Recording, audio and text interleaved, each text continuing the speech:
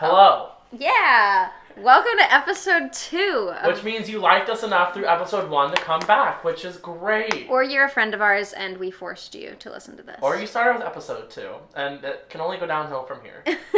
Whichever it is. Either Thank you for way, coming back. Yeah, welcome to the Spooky Scary Podcast. I'm Kath. And I'm Chris. And we are our show. We are your ghost hosts, as I will continue to say, because I think it's fucking cute. Yeah, definitely. So today we're talking about haunted houses, and I'm so excited. Mine kept me up for like 2 hours after researching it, but that's fine. Hopefully I keep you up too. Yeet. We originally started as just ghost stories like in general, but we both just ended up researching houses. So this is a fun haunted house themed episode. Do you want to go first since I went first last time? Sure. Although my story is a little bit convoluted just because so the vibe is about a year ago I went to Savannah, Georgia with my mom, and we were, first of all, I'm gonna go on a mini tangent. Starting out great. It's still about ghosts. We stayed at what was it called? We stayed at a house. You just stayed at a house? I really hope so. We stayed at a hotel that used to be a hospital during the Civil War. Oh, cute. So as you can assume from that, it was aggressively haunted. And they told my mom that it was called the Marshall House. I found it in my notes.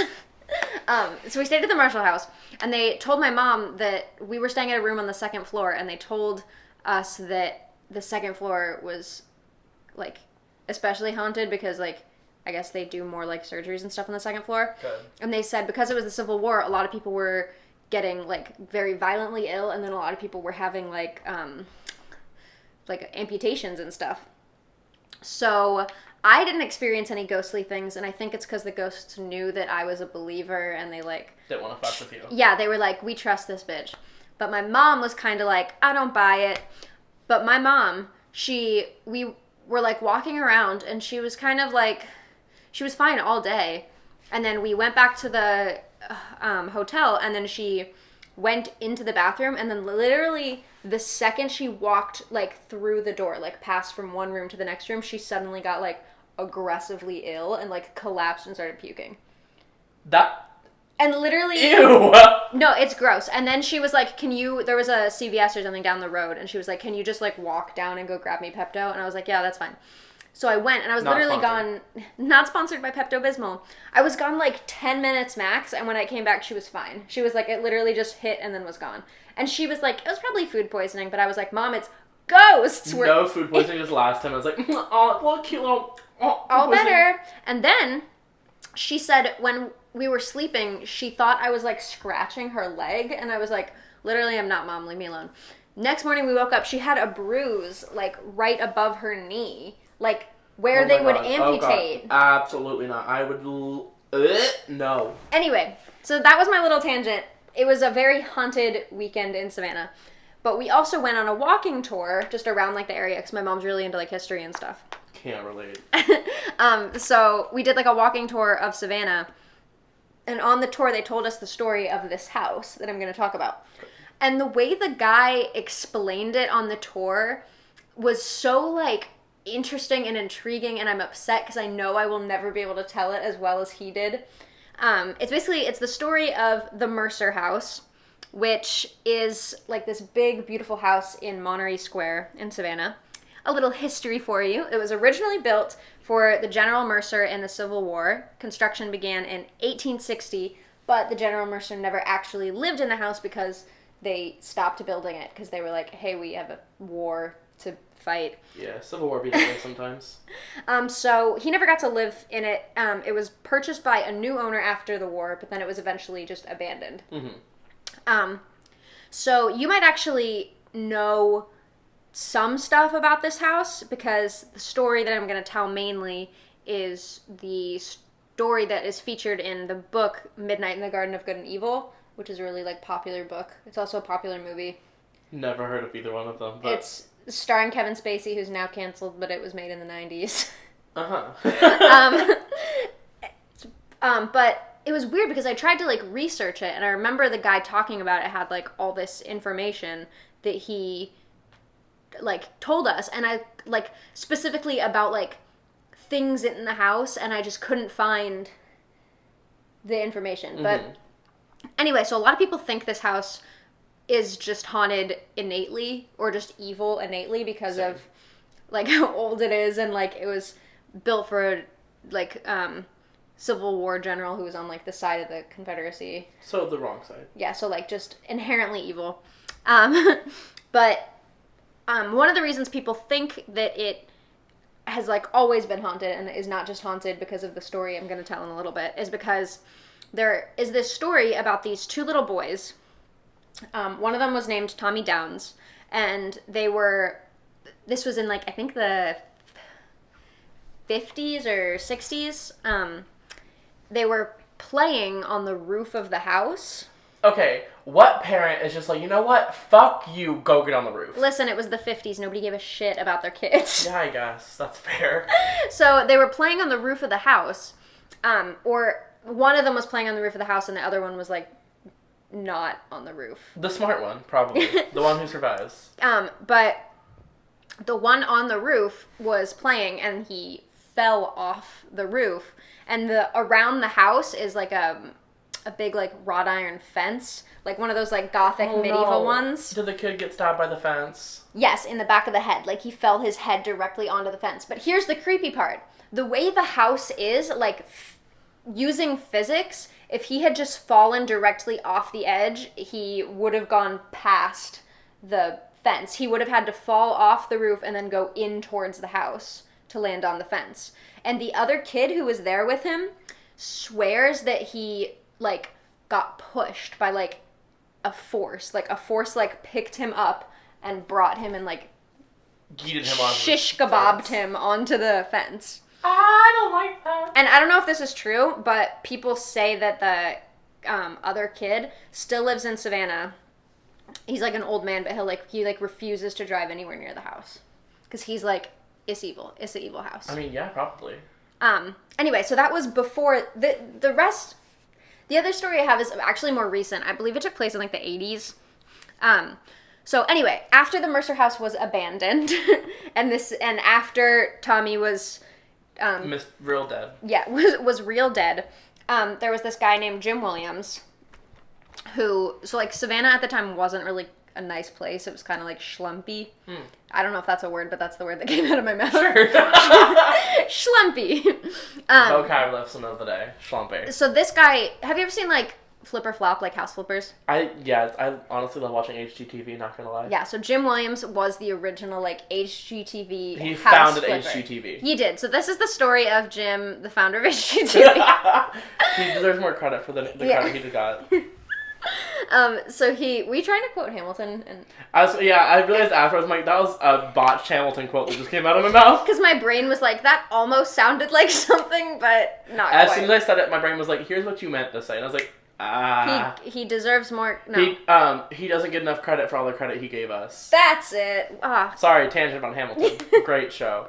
It'd be like that sometimes. Anyway, so this guy, Jim, would buy all these, like, houses in Savannah, restore them so they were, like, crazy nice, and then flip them for, like, a gigantic profit. And he did this. Smart boy. Yeah, he did it for, like, hundreds of houses. And then he bought the Mercer house, which was abandoned, made it nice as fuck, and he made it so nice that he was just like, this is my house. He's like, fuck yeah, I want it. He's like, it's mine. And he also had an antique store that he, like, ran out of there's, like, a coach house, like a back house in it, and he, like, ran an antique store out of it. Where so he he's would, just kind of, like, badass then. Yeah, he's just into refurbishing things. Yeah, you know, as one does in the 80s. Yeah, and another thing about him is that he had the littest parties in Savannah. And he would do this thing where he would, like, get dressed up in, like, a full fucking 3-piece suit. Go ahead, like, live your, you know what? Gloves on his hands, fancy-ass mustache. I don't know if he had a mustache, I'm making this up, but I feel like he did. He probably did. Emotionally, I feel like he had a mustache. And he would twirl it.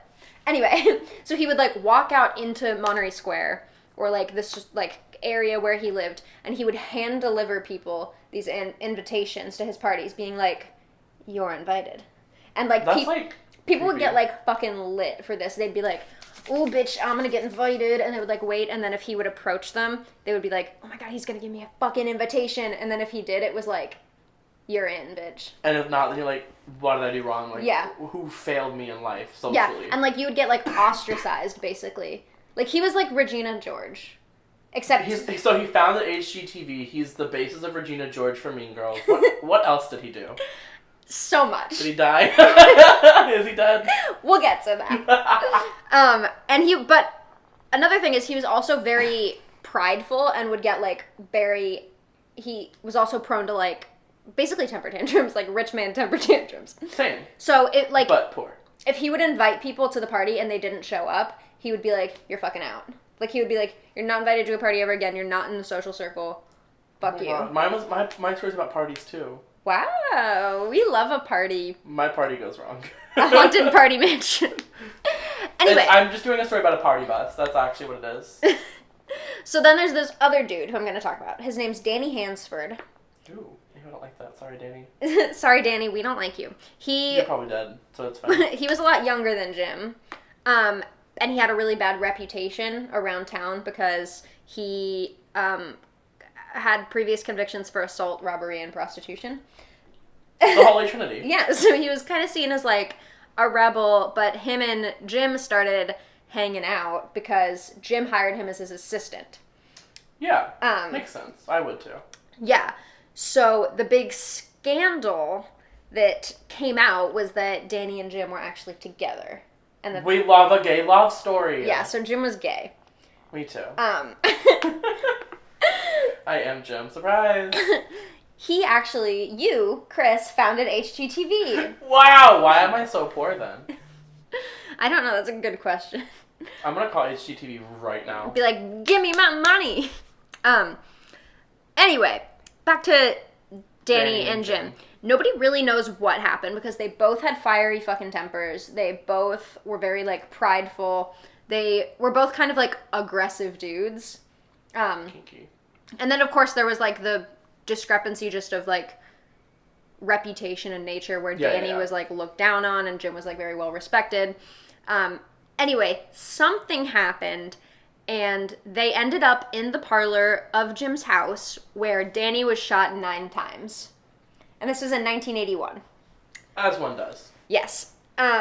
So Jim says that he shot Danny in self-defense. And the question is like... Why would you shoot someone 9 times in self-defense? That's the question that people are asking. I'm people. I asked it. He's people, he asked. But he says that Danny had a gun and Danny tried to shoot him first. So think like they're on opposite sides of this parlor. Danny's like near the fireplace and Jim is like near the entryway. So he was like, "Let's have a duel," and then didn't point his gun to the sky. Pointed his gun at his face instead. Yes. We're just 9 times. This is just the Hamilton episode. He surprise. ran into my gun. He ran into my gun 9 times. It's just the musicals. We're gay. Anyway. So what was I saying? Something about 9 times. Self-defense. Yes. So he says that Danny had a gun himself, and Jim entered the parlor, saw Danny with the gun, and then shot him. And he says that Danny shot first and missed, and then he shot 9 times in retaliation. And this is also in the 80s. So, like, guns, like... I don't know how guns work. I'm gay. But, like, I'm sure guns, like, weren't, like, just... But it's the South. True. Anyway, so... another thing was that this was the big thing in the Midnight in the Garden of Good and Evil, which is the book that came out that it was really big, is that there was a voodoo witch in Savannah who did spells at midnight because she said, I think what she said is the 30 minutes before midnight were for good and the 30 minutes after midnight were for evil. So if you did spells at midnight, it was like... in the middle. Yeah, so it was like... And it was a good way to, like, get rid of ghosts, I guess. And that witch started spending nights at the Mercer house because apparently Jim was being, like, kept up all night terrified of Danny's ghost. Good. And I think, okay, completely being honest, I tried to research and find if this fact was completely true, and I couldn't find anything on the internet about it, so I might just be talking completely out of my ass. But I remember the guy who was telling us this story on the walking tour saying that the proof that Jim was giving for the fact that it was self-defense was that there was also a bullet hole in the wall near where he was standing. But I'm pretty sure they tested it and found out that the gun it was from the one that shot Danny. Meaning that he would have shot Danny 9 times, went over, and then shot the wall. I might just be completely making that up, but that's the fact that's in my brain. We're going to go with that. We're going to go with it because it makes the story better. That's what happened. Anyway, so Williams was charged with Hansford's murder, and he actually went on trial for it 4 different times. Same. It was a lot. So the first trial ended with him receiving life in prison, but a lot of people speculated that the jury only convicted him that time because they were, like, discriminating against him for being gay. Understandable. Not for discriminating against him for being gay, but the that people speculation. Thought that. Yeah. And then that ended up being overturned because they said that there was, like, mishandling of information by the police. And then the third trial was a hung jury, which I think is where the jury's just like, we can't decide. Why are you giving us this responsibility? You know, as the responsibility the juror is supposed to have. Yeah, and then 2 years later, he was tried a 4th time, and he was found not guilty. Damn. Okay. However, here's where it gets spooky. 6 months later, he died of heart failure, and his body was discovered in the exact same spot where Danny's dead body was discovered. It'd be so creepy if he was, like, in the same, like, laying the same way. I'm pretty sure he was. Like, he was literally, like, just... Oh, I love that. Like, in the exact same position. It's creepy. And now the house is still owned by Jim's sister, but she's very, like... It's a museum now, so if you go in, it's, like, a historical museum.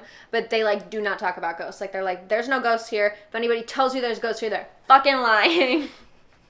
Me denying ghosts. Which is, like, even more spooky, right? Yeah, no, it's, like, very suspicious. Like, what does she know? Does she live there, or does she own the house? I'm pretty sure she lives there. Why would you... okay, but she's hiding something. She killed somebody. There have been a lot of people who have gone there and said they've seen ghosts. I mean, I'm sure she sees ghosts. I'm sure she's like, they're just not real. If I don't acknowledge it, they don't exist. I think she doesn't want to admit that a ghost killed her brother. Yeah, or her brother because his heart killed just someone. Stopped. Or that her brother, like, actually killed the person. Actually murdered someone, yeah. And the ghost is probably angry if he did kill him. And so now, like, they're, like, both haunting the house. A lover's quarrel. You know, every boyfriend I've ever had ends with one of us getting murdered. Yeah. So, I mean, you've been doing good so far. Yeah, I'm 0 for 2. I haven't killed anyone. Please don't call the cops. You don't know where I live, but please don't call the cops on me. Yeah, so my story's not, like, super long and doesn't have a lot of detail because I, like, couldn't find much information that wasn't just, like, basically me reading the book at you. But Fair. That's what I remember from the walking tour and what I, like, got.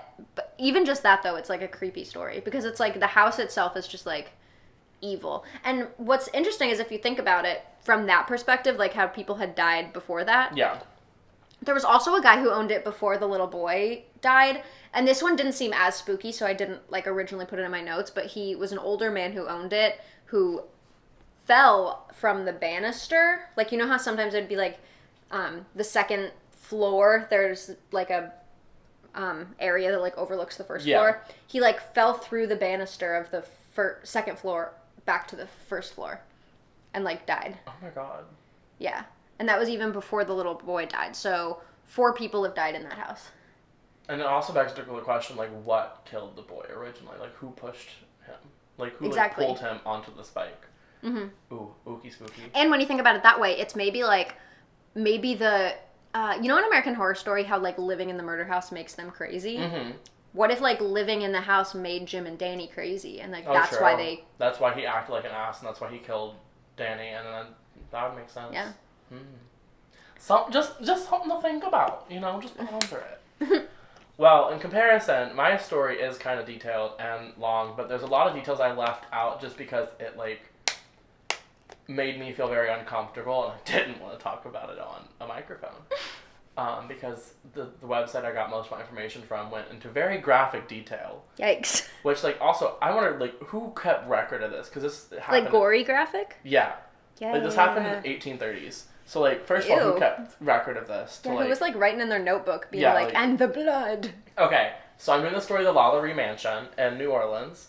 So, in the 19th century, Delphine Lalaurie and her third husband, because she, got around...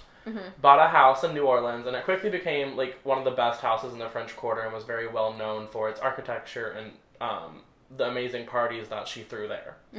Is this what Haunted Mansion is based off of? I don't know. Maybe. That's what Coven is based off of, American Horror Story. Ah, okay.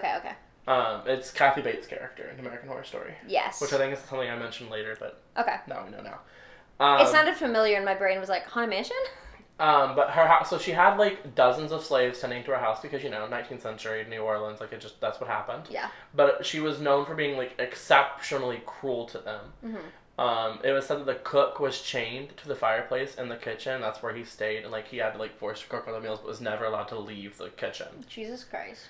And like neighbors first were like, this lady's not right, because they would notice that slaves would just like go missing and one day and be replaced the next day without any like notice, and no one would like say anything. Yeah. And they once saw her chasing a slave around the yard with a whip and screaming at her until and then like they saw the slave climb up to the top of the house and jump off the balcony and die. Oh my god. And they watched like them like carry her to like a shallow grave in the backyard and like bury her. And so it was just like very common knowledge that she was not nice to her slaves. However, like no one really did anything about it because people like slavery in general is not nice. So they were like, oh, she's just like taking it a little bit to the extreme, but it's fine. She's a slave owner. Let her do what she do. Racism. Very that. So in April of 1834, a large fire broke out in the kitchen not during one of her parties. I lied. There wasn't a party. With everyone, like, it's rumored that the cook set the fire because he was just tired of, like, being treated by it, and he'd rather just, like, burn to death rather than, like, continue enduring what she was doing. Yeah. Once the fire was put out, the firefighters found this locked door in her attic, and they were like, open it. She's like, no, it's okay. They're like, open it. And she's like, no. Once they got in, they found more than a dozen slaves, and they were chained to walls, strapped to makeshift operating tables, and forced inside of dog cages. Oh my god. Yeah. Wait, I'm like remembering the scenes in American Horror Story. Yes, like oof. And so after seeing walking into the room, the firefighters immediately got horrified and left, and called doctors in from a hospital where the majority of the slaves were pronounced dead, and some of them were barely clinging on to life, and the ones who were literally begging the doctors to end their lives because of this torture she put them through. Again, I'm not going to go into the detail of the tortures because the website did. If you want to look it up and read about the terrible things she did to these people, go ahead. But all you need to know is that they were awful, horrible. They were very treatment of slaves was already inhumane. This took it 10 steps further, and it's disgusting. But beyond inhumane to the point where it's just yeah. It's if you've watched American Horror Story, you get some sense of it. But even that doesn't do justice to what she did to these people. It was. I can't even imagine. Yeah. I don't want to imagine. So doctors came in and tried to help the ones they could, but I'm pretty sure no one survived. Out of all the slaves that were tortured up in the attic, even the ones who were alive didn't survive much longer after being moved out. However, once people, the neighbors, found out what was behind her door, an angry mob formed, and they chased her out of New Orleans, and she fled to Paris, where she lived, for the rest of her life out, didn't have any consequences, nothing ever happened to her, she just died of old age in Paris. Oof. However, now so, after this happened, the house was extremely haunted for a while, of course, because, lots of people died there. There was, when they were renovating the house, they found, a shallow grave in the basement, where, a bunch of, skeletons were just tossed there. It wasn't even, very deep. Not buried, just, yeah, just, here you go. And so, at that time, it's rumored that you could hear the screams of the tortured slaves, and you could see apparitions of them walking around the grounds and up on the balcony and whatnot. And in 1837, the house was placed up for sale, and was purchased by a man. He kept it for 3 months, but left shortly after because he was, like, kept up at night with strange noises, groaning, and, like, people crying at night. And so he was like, gotta go, gotta sell this. Don't love that. Others claimed to have, like, animals butchered in the house. Like, they would, like, find animals hurt and stuff. Children were attacked by a phantom with a whip. Strange figures appeared wrapped in shrouds. A young mother was terrified to find a woman in elegant evening clothing bending over her sleeping infant. Oh my god. And, like, that's just, so like... scary. Is it, like, a hotel? Or no, is it now like... it's... Okay, so this was back in, like, the 1900s and stuff. Now it's a apartment complex. Like a higher end apartment complex, owned, like, privately owned. There aren't ghost tours you can do, and like, supposedly since they remodeled the house and everything, I think that they found the bodies in the basement and, like, removed them. Yeah. The ghost activity's been a lot less. This was all back, like, before they renovated the house and made this, like, swanky apartment complex. I still can't imagine living there. Oh no, like, me either. Like, once I found out what the house did, like, I'd be like, oop, nope. Like, gotta go. Even if there's not ghosts anymore, it's just like bad vibes. Yo, no, 100%. But there are people who live there. Like, apparently it's really expensive, so you have to, like, be rich to live in that apartment complex. People who do, like, don't really have much reports of, like, ghostly activity or anything. But every, like, major ghost tour in New Orleans still stops at it. Like, you stop at the road and, like, they tell you about it. They aren't allowed to go inside. The owners, like, won't talk about anything ghostly with it. Yeah. That's kind of like...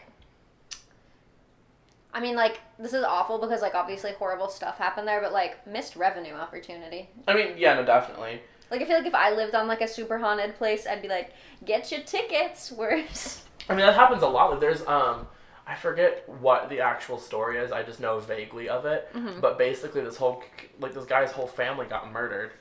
And he turns the house into a museum, even to the point of, like that morning, the mom had baked the kids a cake, and they were poor, so she decorated it with raisins, and, like, left the cake sitting on on the table because, like, they all died, and so, like, in the museum, like, the cake was still sitting there. Okay, maybe not to that extent. And so, like, people used to, like, take raisins as mementos, and, like, would steal a raisin off the cake, and, like, that was, like, the memento of the house. I think the cake got moved or, like, rotted to pieces because, like, it's been a minute. Yeah, because it's cake. Yeah.